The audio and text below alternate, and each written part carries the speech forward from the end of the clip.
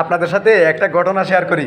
আমাদের শিউলি ভাবির ছেলে সন্তান হয়েছে, প্রথম সন্তান। হ্যাঁ, তো সবাই আসছে দেখার জন্য, মানে প্রতিবেশীরা সবাই আসছে, আত্মীয় স্বজন সবাই আসছে, আয়সা দেখে বলতেছে, বাবা বাবু ঠিক একদম তার বাবার মতো হয়েছে।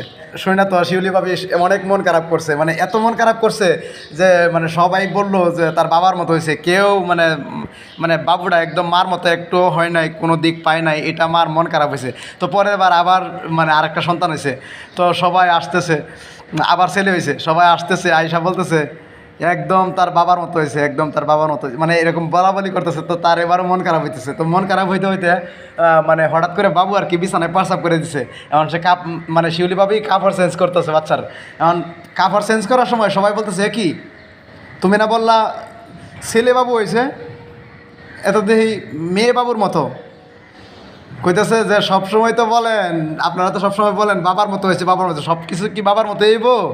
এবার কিছু বিষয় মার মতো হয়েছে। আগের বার তো বলছিলেন তার বাবার মতো হয়েছে, এইবার কিন্তু মার মতো হয়েছে।